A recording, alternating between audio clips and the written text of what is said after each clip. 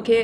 तो अब आगे जो हम देख रहे हैं कि आपने जैसा कि पूछा कि कौन से अगले 10 साल में कितना चेंजेस आ जाएंगे, अगले 10 साल में जिस स्पीड से अभी काम हो रहा है, तो मुझे लगता है इस पूरे विश्व लाइक ग्लोबलाइजेशन जो अब बहुत ईजीली हम दूसरी कंट्रीज़ में जो बेस्ट प्रैक्टिसेस हैं उनको हम अपना सकते हैं। तो हमारी गवर्नमेंट अब इसमें बहुत ज़ोरों शोरों से लग चुकी हैं कि अलग अलग कंट्रीज़ में जो हर चीज़ जो बेस्ट हो रही है वो हम अपनाने की कोशिश कर रहे हैं।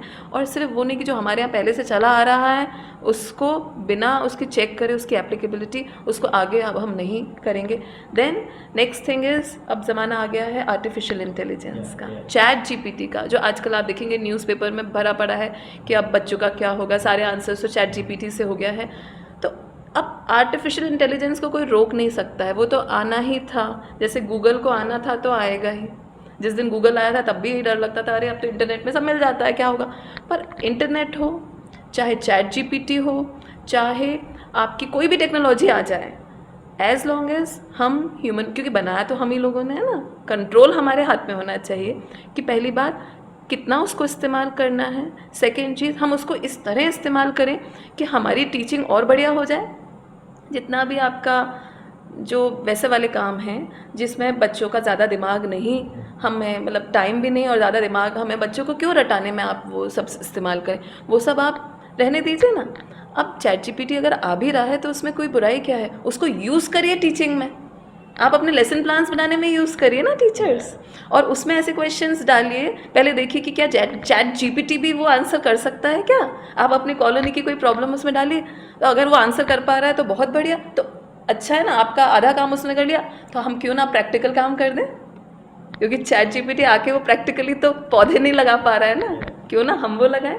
तो ऐसे काम करें जो मशीन नहीं कर पा रही है, वो काम तो हमारे आज भी अधूरे हैं, राइट। तो उसको आप यूज़ करिए, बच्चों को और स्मार्ट बनाइए, क्योंकि आप जितना आप टेक्नोलॉजी को बच्चों से दूर रखेंगे ज़ोर ज़बरदस्ती करके, रूल्स बना के कि नहीं अलाउड नहीं है, तो एक बात याद रखिए, जब भी आप बोलेंगे बच्चों को कि बेटा उस दरवाजे की तरफ मत देखना, तो सारे बच्चे उसी दरवाजे की तरफ देखेंगे।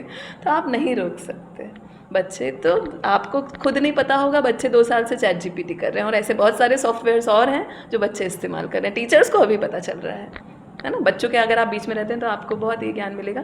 तो अब एजुकेशन में वही रहेंगे जो टीचर्स ज़्यादा स्मार्ट हैं, जो बच्चों को समझ रहे हैं, उनका ब्रेन समझ रहे हैं, क्योंकि बच्चा भी बोल रहा है कि मुझसे आप ये क्यों पढ़ा रहे हैं, मुझे आप ये सब क्यों करा रहे हैं, ये सब तो सब है, मुझे वो कराइए जो अभी ज़रूरत है जिसकी, वो हम कराएं, हमें स्मार्ट बनाइए। और वो सब टेक्नोलॉजी आज सारे वर्ड्स डिक्शनरी में अगर सारे वर्ड्स अवेलेबल हैं, तो क्या ज़रूरी है हमें और आपको सारे वर्ड्स लर्न करना, क्यों हम लर्न करें, हमारे पास डिक्शनरी है ना, हम उसमें से देख लेंगे। हम वो काम करें जो मशीन नहीं कर सकती, जो डिक्शनरी नहीं कर सकती है।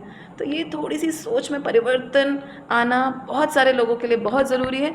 तो हमें कोई भी चीज़ ख़राब नहीं लगेगी, we will take it as an asset, something to help us in making our education industry